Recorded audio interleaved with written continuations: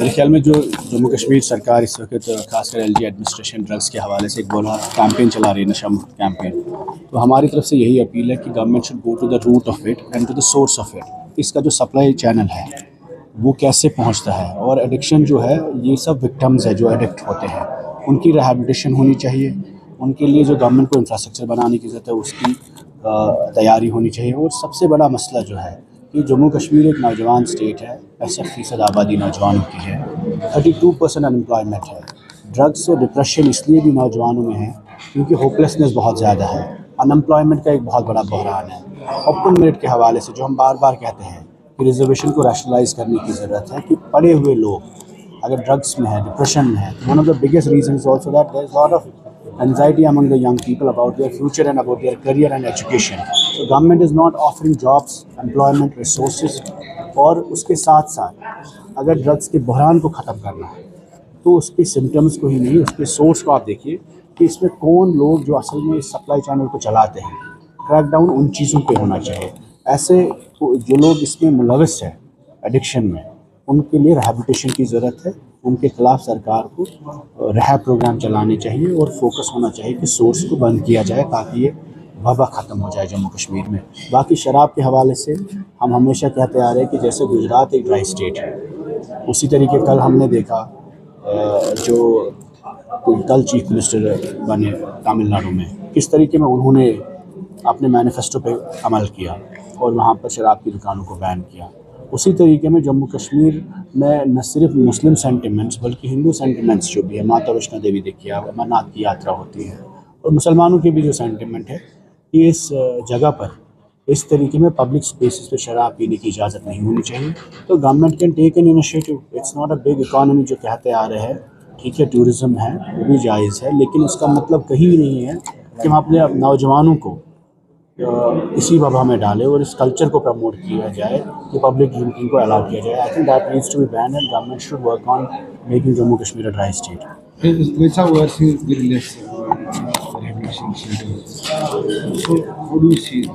देखिए यहाँ पे रिहैबिलिटेशन सेंटर्स तो है ही नहीं, और जो लोग इसमें मुलविस हुए ड्रग्स में, जो एडिक्ट्स होते हैं, जो लोग पीते हैं या इन्वॉल्व होते हैं, उनको निकालने के लिए सिर्फ क्रैकडाउन से काम नहीं चलेगा बल्कि रिहैब सेंटर्स की ज़रूरत है, काउंसलिंग की ज़रूरत है और काफ़ी ज़्यादा इंफ्रास्ट्रक्चर की ज़रूरत है। I think government needs to work on it. यहाँ उठा के लड़कों को जेल भेजते हैं, जेल भेजना सोल्यूशन नहीं है। रिहैब सेंटर्स चाहिए, सोशल वेलफेयर का काम है इसमें।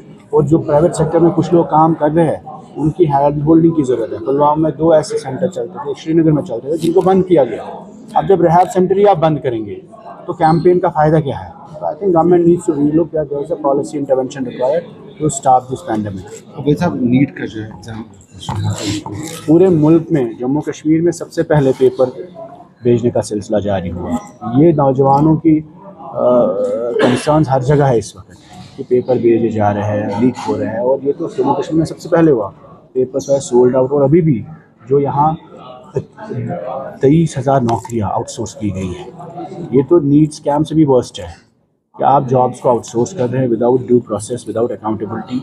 और गवर्नमेंट नौकरियों को आउटसोर्स क्यों कर रही है? तो नौजवानों में जो आप स्ट्रेस देख रहे हैं ड्रग्स की तरफ या डिप्रेशन की तरफ, इट्स ऑल्सो कि आप नौजवानों की नौकरियों को आउटसोर्स कर रहे हैं, आप उनके रोज़गार को खा रहे हैं, आप उनके मसाइल को एड्रेस ही नहीं कर रहे थे। पढ़ लिख के बच्चे ना उनको एडमिशन मिलते हैं और ना ही उनके लिए रोज़गार है। तो हुकूमत जब तक रोड मैप नहीं देगी और नौजवानों को उम्मीद नहीं देगी, मेरे ख्याल में ऐसी चीज़ें होती रहेंगी। And the worst thing that is happening in Jammu and Kashmir is the way government is outsourcing jobs. Almost 23,000 jobs have been outsourced. Private companies, middlemen, private लोग, अनपढ़ लोग बड़ी लोगों को नौकरी लगा रहे हैं। और इस तरीके में सरकार के पास क्या कैपेबिलिटीज़ नहीं है? PSC है, सर्विस सिलेक्शन बोर्ड्स है। इससे पहले भी यहाँ गवर्नमेंट नौकरी में लोग रखते थे। अगर आपको परमानेंट जॉब नहीं देना है, कॉन्ट्रैक्चुअल दीजिए, एकेडमिक अरेंजमेंट पे दीजिए, लेकिन इस तरीके में आप आउटसोर्स करेंगे, ठेके पे नौकरियां लगाएंगे, तो मुझे लगता है गलत है। और जितना पैसा ये कंपनीज खा रही है वही पैसा नौजवानों को मिले तो कम से कम यहाँ की आधी बेरोजगारी एड्रेस हो जाएगी।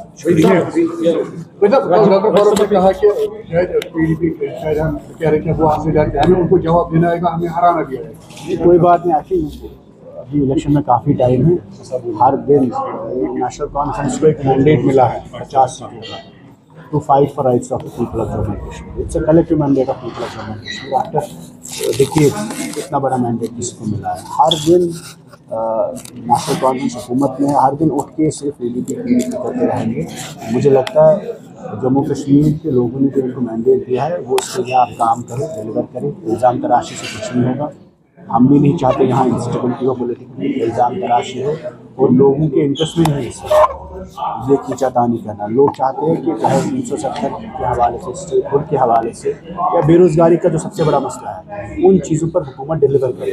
एज एन अपोजिशन हमारा काम है सवाल पूछना, बाकी हमें इल्ज़ाम तराशी में कोई इंटरेस्ट नहीं। शुक्रिया सर, ये कांग्रेस लीडर ने कहा है कि हमें पाकिस्तान का साथ PDP ने शुरू से ही, अगर आप देखें जो PDP का मैनिफेस्टो भी था या अलायंस भी था 2014 का, ट्रैक्स हमारी पार्टी का ये है कि डायलॉग से ही जम्मू कश्मीर के, दो मुल्कों के या हिंदुस्तान के तमाम मसाइल हल होने चाहिए। और इतनी बड़ी डेमोक्रेसी है तो we always favour dialogue and it's a welcome step. अगर कोई भी लीडर इस आइडिया को, डायलॉग के आइडिया को एक्सप्लोर करना चाहता है तो it's a good shift. Thank you.